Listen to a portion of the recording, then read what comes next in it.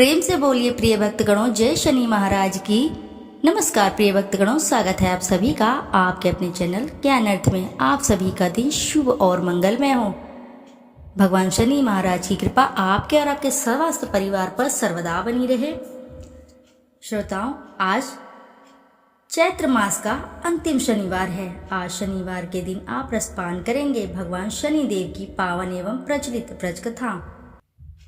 अगर आज दुख के बादल छाए हैं तो कल सुख की बरसात भी लाएंगे। मैं भी भगवान शनि देव का भक्त हूँ, देखती हूँ कब तक वो मुझे रुलाएंगे।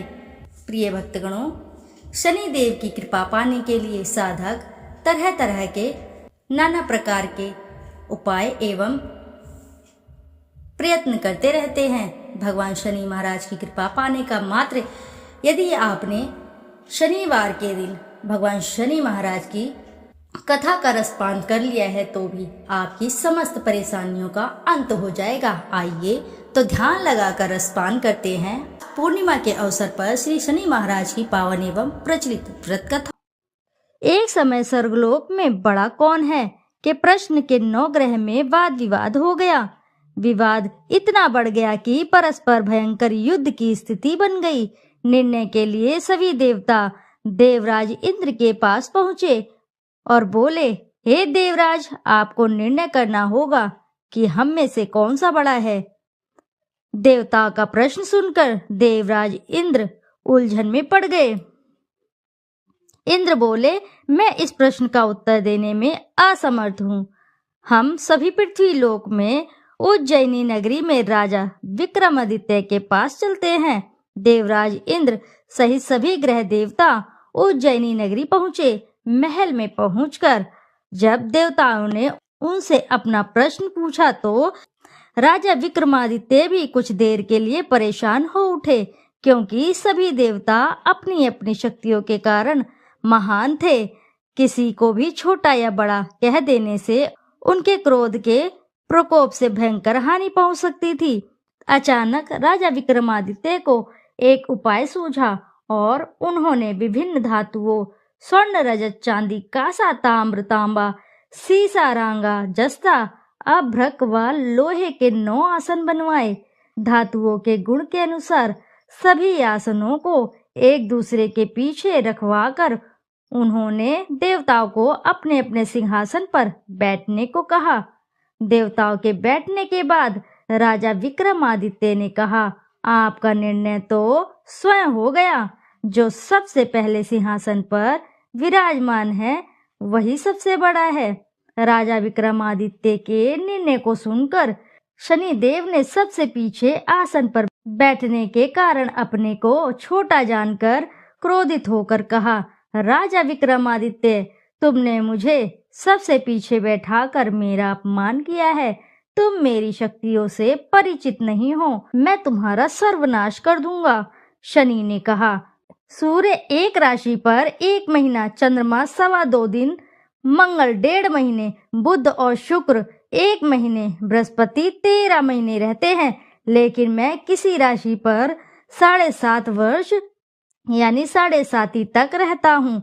बड़े बड़े देवताओं को मैंने अपने प्रकोप से पीड़ित किया है। राम को 7.5 के कारण ही वन में जाकर रहना पड़ा और रावण को 7.5 के कारण ही युद्ध में मृत्यु का शिकार बनना पड़ा। राजा, अब तू भी मेरे प्रकोप से नहीं बच सकेगा। इसके बाद अन्य ग्रहों के देवता तो प्रसन्नता के साथ चले गए, परंतु शनि देव बड़े क्रोध के साथ वहां से विदा हुए। राजा विक्रमादित्य पहले की तरह ही न्याय करते रहे। उनके राज्य में सभी स्त्री पुरुष बहुत आनंद से जीवन यापन कर रहे थे। कुछ दिन ऐसे ही बीत गए। उधर शनि देवता अपने अपमान को भूले नहीं थे। विक्रमादित्य से बदला लेने के लिए एक दिन शनि देव ने घोड़े के व्यापारी का रूप धारण किया और बहुत से घोड़ों के साथ उज्जैनी नगरी पहुँचे। राजा विक्रमादित्य ने राज्य में किसी घोड़े के व्यापारी के आने का समाचार सुना तो वे अपने अश्वपाल को कुछ घोड़े खरीदने के लिए भेजा। उन्होंने घोड़े बहुत कीमती थे। अश्वपाल ने जब वापस लौटकर इस संबंध में बताया तो राजा विक्रमादित्य ने स्वयं आकर एक सुंदर व शक्तिशाली घोड़े को पसंद किया। घोड़े की चाल देखने के लिए राजा उस घोड़े पर सवार हुए तो वह घोड़ा बिजली की गति से दौड़ पड़ा। तेजी से दौड़ता घोड़ा राजा को दूर एक जंगल में ले गया और फिर राजा को वहां गिराकर जंगल में कहीं गायब हो गया। राजा अपने नगर को लौटने के लिए जंगल में भटकने लगा, लेकिन उन्हें लौटने का कोई रास्ता भी नहीं मिला। राजा को भूख प्यास लग आई। बहुत घूमने पर उसे एक चरवाहा मिला। राजा ने उससे पानी मांगा। पानी पीकर राजा ने उस चरवाहे को अपनी अंगूठी दे दी। फिर उससे रास्ता पूछकर वह जंगल से निकलकर पास के नगर में पहुंचा। राजा ने एक सेठ की दुकान पर बैठकर कुछ देर आराम किया। उस सेठ ने राजा से बातचीत की तो राजा ने उसे बताया कि मैं उज्जैनी नगरी से आया हूँ। राजा के कुछ देर दुकान पर बैठे रहने से सेठ जी की बहुत बिक्री हुई। सेठ जी ने राजा को बहुत भाग्यवान समझा और खुश होकर उसे अपने घर भोजन के लिए ले गया। सेठ के घर में एक सोने का एक हार खूंटी पर लटका हुआ था।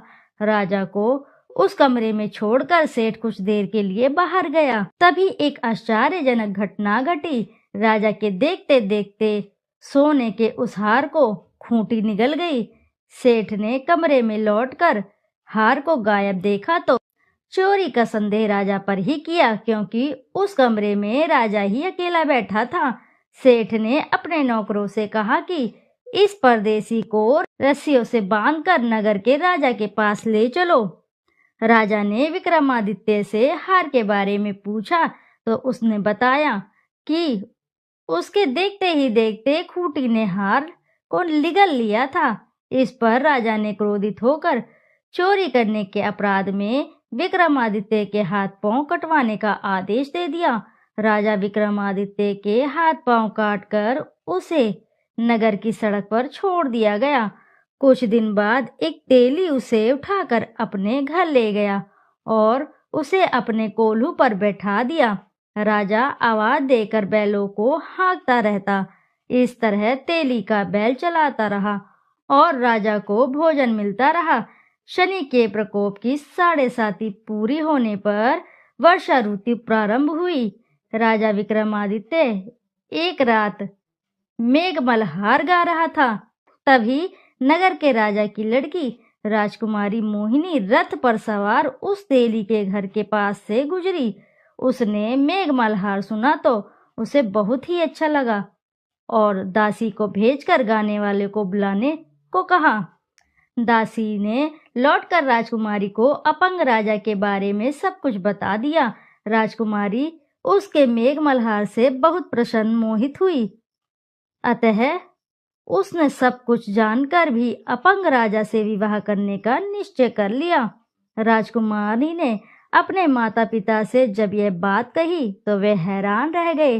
रानी ने मोहिनी को समझाया, बेटी तेरे भाग्य में तो किसी राजा की रानी बनना लिखा है, फिर तू उस अपंग से विवाह करके अपने पांव पर कुल्हाड़ी क्यों मार रही है। राजकुमारी ने अपनी जिद पूरी कराने के लिए उसने भोजन करना छोड़ दिया और प्राण त्याग देने का निश्चय किया।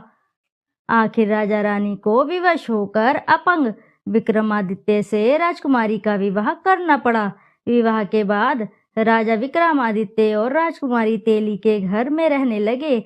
उसी रात स्वप्न में शनिदेव ने राजा से कहा, राजा तुमने मेरा प्रकोप देख लिया, मैंने तुम्हें अपने अपमान का दंड दिया है। राजा ने शनिदेव से क्षमा करने को कहा और प्रार्थना की, हे शनिदेव आपने जितना दुख मुझे दिया है अन्य किसी को ना देना। शनिदेव ने कुछ सोचकर कहा, राजा मैं तुम्हारी प्रार्थना स्वीकार करता हूँ। जो कोई स्त्री पुरुष मेरी पूजा करेगा, शनिवार को व्रत करके मेरी व्रत कथा सुनेगा, उस पर मेरी अनुकंपा बनी रहेगी। प्रातःकाल राजा विक्रमादित्य की नींद खुली तो अपने हाथ पांव देखकर राजा को बहुत खुशी हुई। उसने मन ही मन शनिदेव को प्रणाम किया। राजकुमारी भी राजा के हाथ पांव सही सलामत देखकर आश्चर्य में डूब गई। तब राजा विक्रमादित्य ने अपना परिचय देते हुए शनिदेव के प्रकोप की सारी कहानी सुनाई। सेठ को जब इस बात का पता चला तो दौड़ता हुआ तेली के घर पहुंचा और राजा के चरणों में गिरकर क्षमा मांगने लगा। राजा ने उसे क्षमा कर दिया, क्योंकि यह सब तो शनिदेव के प्रकोप के कारण ही हुआ था। सेठ राजा को अपने घर ले गया और उसे भोजन कराया। भोजन करते करते वहां एक आश्चर्यजनक घटना घटी। सबके देखते देखते उस खूंटी ने हार उगल दिया। सेठ जी ने अपनी बेटी का विवाह भी राजा के साथ करवा दिया और बहुत से स्वर्ण आभूषण धन आदि देकर राजा को विदा किया। राजा विक्रमादित्य राजकुमारी मोहिनी और सेठ की बेटी के साथ उज्जैनी नगरी पहुंचे तो नगरवासियों ने हर्ष से उनका स्वागत किया। अगले दिन राजा विक्रमादित्य ने पूरे राज्य में घोषणा कराई कि शनिदेव सब देवों में सर्वश्रेष्ठ हैं। प्रत्येक स्त्री पुरुष शनिवार को उनका व्रत करे और व्रत कथा अवश्य सुने। राजा विक्रमादित्य की घोषणा से शनिदेव बहुत ही प्रसन्न हुए। शनिवार का व्रत करने और व्रत कथा सुनने के कारण सभी लोगों की मनोकामनाएं शनिदेव की अनुकंपा से पूरी होने लगी। सभी लोग आनंद पूर्वक रहने लगे। इति शुभम। प्रेम से बोलिए प्रिय भक्तगणों, जय शनि महाराज की। आइए अब करते हैं शनिदेव की आरती। जय जय श्री शनिदेव, भक्तन हितकारी, सूर्यपुत्र प्रभु छाया महतारी। श्याम अंग वक्र दृष्टि चतुर्भुजाधारी, नीलांबर धार नथ गाज की अवसारी। जय जय श्री शनिदेव, श्याम अंग वक्र दृष्टि चतुर्भुजाधारी, नीलांबर धारनाथ गज की अवसारी। जय जय श्री शनिदेव, किरीट मुकुट शीश रजित, दीपत है लिलारी, मुक्तन की माला गले शोभित बलिहारी। जय जय श्री शनिदेव, मोदक मिष्ठान पान चढ़त है सुपारी, लोहा तिल तेल उड़द महिषी अति प्यारी। जय जय शनिदेव, जय जय जय श्री शनिदेव। देव दनुज ऋषि मुनि सुमिरत नर नारी, विश्वनाथ धरत ध्यान शरण है तुम्हारी। जय जय श्री शनिदेव, भक्तन हितकारी। प्रिय भक्तगणों, जोर से बोलिए एक बार जय श्री शनि महाराज की। श्रोताओं, यदि आपको वीडियो अच्छी लगी है तो वीडियो जरूर लाइक करें, साथ ही अपने प्यारे से कमेंट में एक बार जरूर लिख दें जय श्री शनि महाराज की। फिर मिलते हैं आपसे ऐसी किसी नई कथा कहानी में। जब तक के लिए नमस्कार श्रोताओं।